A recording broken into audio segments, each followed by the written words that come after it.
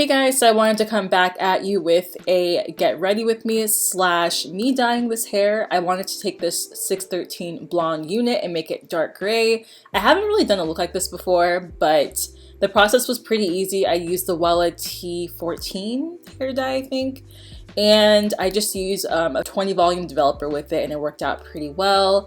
And after that, the hair was really silky. I was surprised at the quality and stuff. So we're gonna get into installing this unit, and then after I'm gonna do my makeup and also tell a story about what happened to me recently and why it is very important to tag Black creators. Okay, let's get started.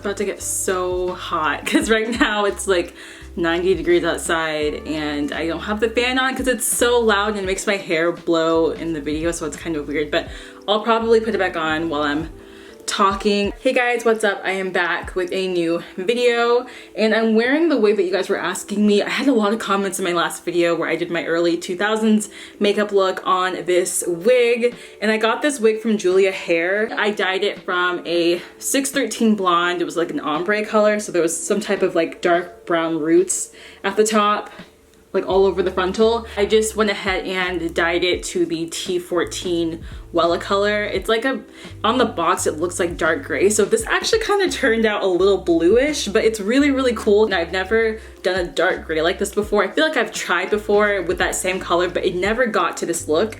I left on the dye a bit longer, which is probably why it looks so fresh like this. It's different. I went ahead and I also kind of cut the ends a little bit as well. Oh yeah, this is the box that I received this unit in. Yeah, they sent me an elastic band with this, which I didn't use. They sent me a wig cap as well as obviously the bag for the unit. And yeah, so I'm going to basically style this hair.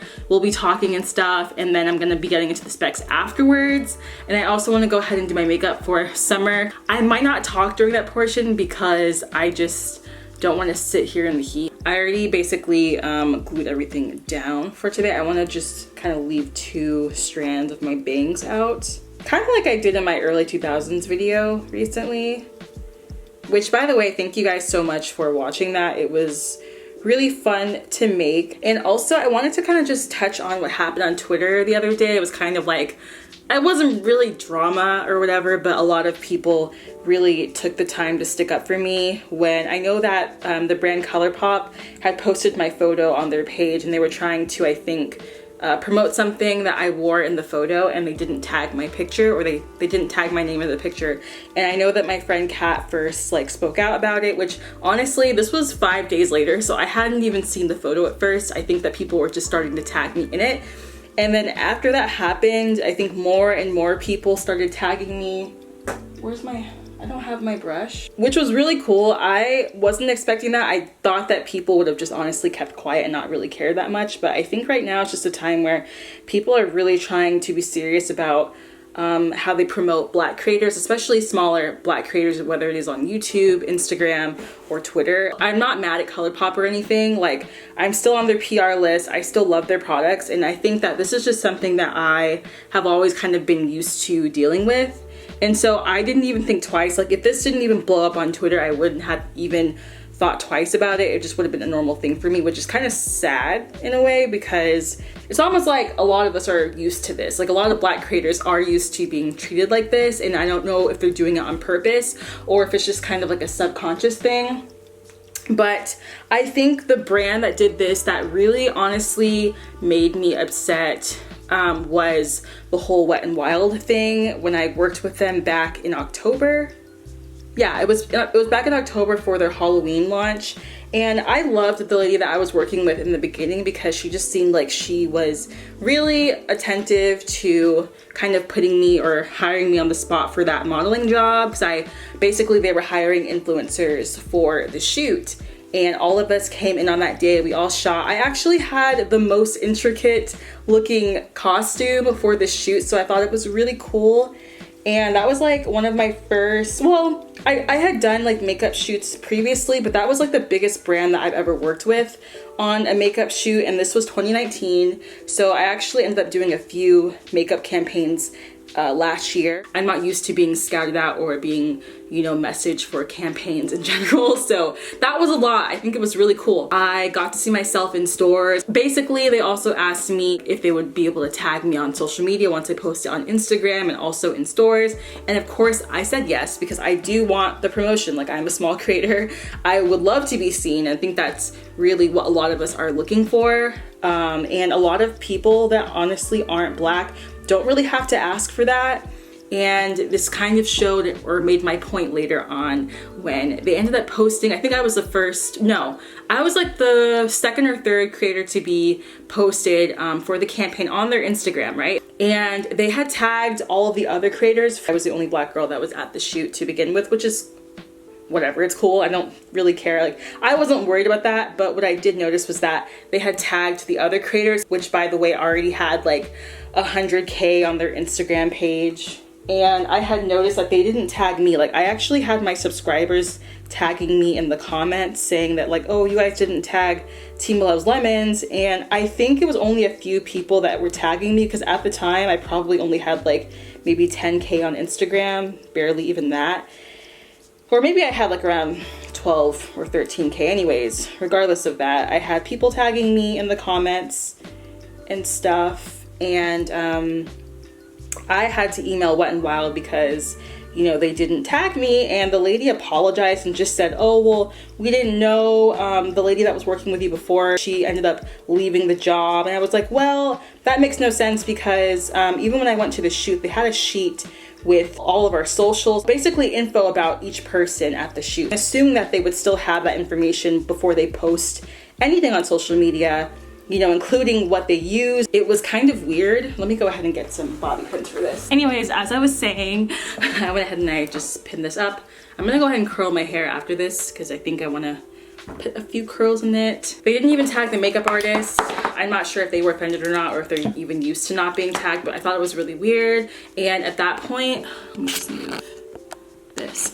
At that point, my post had probably already gotten like 10,000 likes, and it had already only been a couple of hours because they have a pretty big Instagram presence, I guess. So it was already kind of late, but then they apologized. They ended up actually tagging me first only in the comment section, they tagged me only tagged me at the very end of the tags. Like, you guys know how they have the information, the description of each product that's used, then they have the tags, and then they put my name right underneath everything. So people couldn't even see my name underneath it. And then like an hour later, they ended up actually putting it above in the right spot. So they were trying to like rush to put this together. I would assume that it would be okay for me to expect for them to tag me, especially if they're tagging all the other creators and they aren't Black and I'm the only one that's not tagged. And I'm also the smallest creator out of everyone. I just find that to be very like questionable. I know that there will be in the future probably some other brands that do this. I don't think that bigger companies know how much they could really do to uplift smaller Black creators, and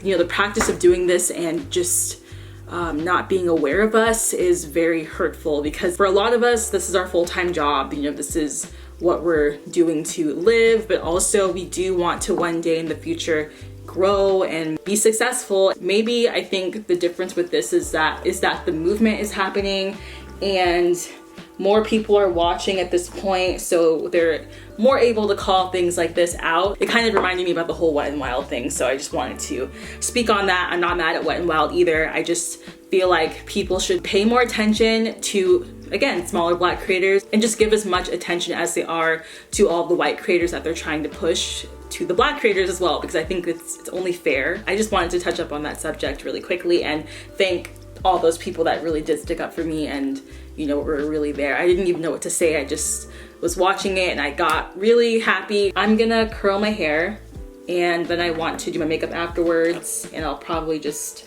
talk more about this wig in a second.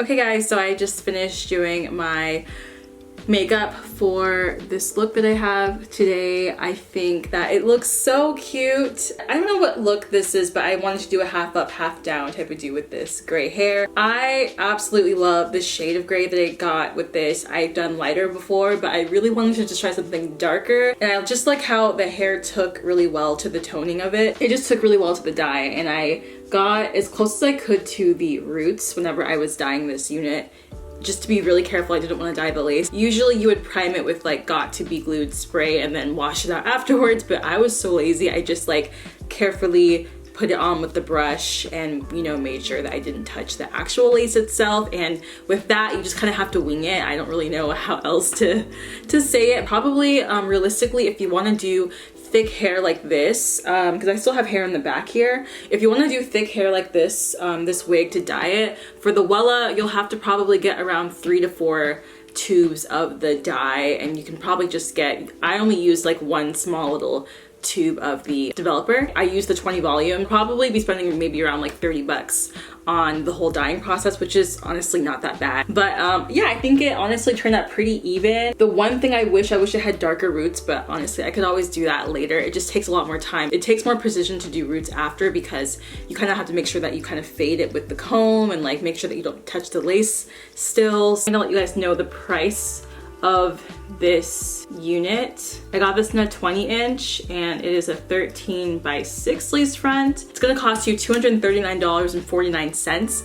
I think it's honestly worth it because I didn't pluck this unit. I usually do pluck, but in this case they really did a good job. It just came looking really natural like this, honestly. And I will say this too, because this is really important. A lot of hair that I've gotten in the past, whenever it's blonde, usually after I wash it or after I put hair dye in it, it gets really matted and I can't really brush it, and it just takes a long time to get the hair to be really soft. This hair, after I washed it, after it was wet, I was able to put a comb through it, a brush through it. It was super soft and silky still, so the quality of blonde hair with this company specifically is really good, at least from the wig that I had received from them this time. It's really good. Like, I've gotten other blonde wigs or colorful wigs in the past, and well, more specifically just 613, and the hair just ends up being really matted and just like not good quality. I mean, I put heat on it, I, you know, toned it and everything. To me, it just feels like, obviously it feels processed, but I can still run my fingers through it. Also, I will say too, the lace actually starts right here, the sides, but in the back, it actually starts all the way back like 6 inches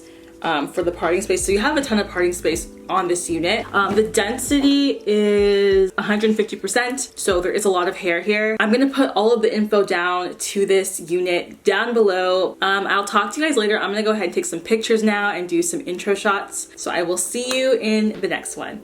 All right, bye guys.